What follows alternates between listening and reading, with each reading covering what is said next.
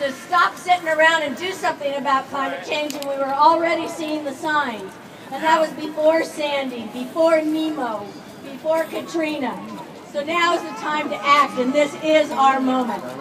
I have the pleasure today to introduce Andres Soto, and he's a lifelong resident of Richmond, where he works with communities for better environment, for social justice, and transitioning to a fossil fuel economy in our lifetime.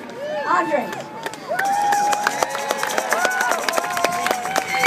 Good afternoon, people. You look very, very beautiful. In the late afternoon of August 6, 2013, Hiroshima Day, a toxic black mushroom cloud spread over Richmond, California and the rest of West Contra Costa County, all the way to Pleasant Hill and Benicia. Sirens alerted us to shelter in place, just like the old nuclear attack drills, and more than 15,000 people ended up going to the hospital. This toxic explosion was the most visible evidence of the everyday pollution emitted onto the Richmond community and its neighbors by the largest volume greenhouse gas emitter in California, the Chevron Richmond refinery. Ooh. The war to stop climate change is being fought on the front lines in Richmond, California, my hometown. Communities for a Better Environment believes there must be limitations on the sulfur content of the crude oil the refineries are permitted to process. This means no tar sands crude. Do you hear us, Mr. President? Any new refinery construction or rebuild must result in net emissions reductions. Do you hear us, Mr. President? Refinery construction and rebuilds must include partial solarization of the energy production process in the refinery. All of the manufacturing should be domestic, and the installation should be done by local resident workers. Do you hear us, Mr. President? In Richmond, Chevron must negotiate a community benefits agreement directly with the community members to mitigate the damage Chevron has done to Richmond for the past 107 years. Do you hear us, Mr. President?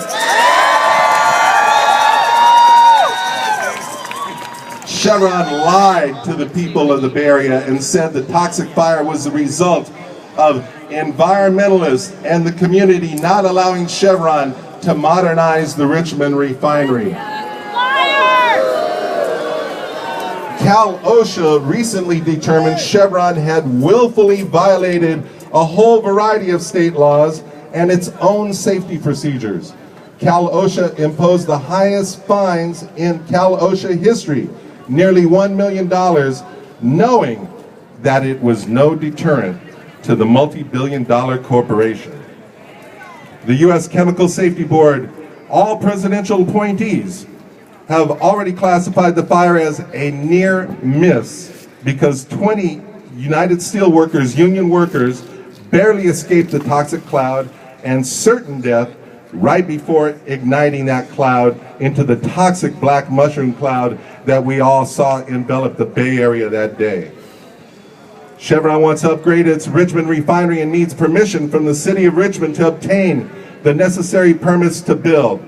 Chevron's Richmond refinery is the single largest emitter of greenhouse gases in the entire state of California, thus a significant contributor to global climate change. We will be hosting a community forum about Cal OSHA and the U.S. Chemical Safety Board findings on Wednesday, February 27th at St. Mark's Church Gym in Richmond with this new labor community alliance that we have created in response to this fire. We have Communities for a Better Environment, United Steelworkers, Local 5, Asian Pacific Environmental Network, Natural Resources Defense Council, Labor Occupational Health Program, the Blue Green Alliance, and our allies, the Richmond Progressive Alliance, ACE, and West County Toxics, and many others. So come out Wednesday the 27th. This fight is just beginning, and check out our website cbecal.org and 350.org for more information. Thank you, all you beautiful people. We will do this.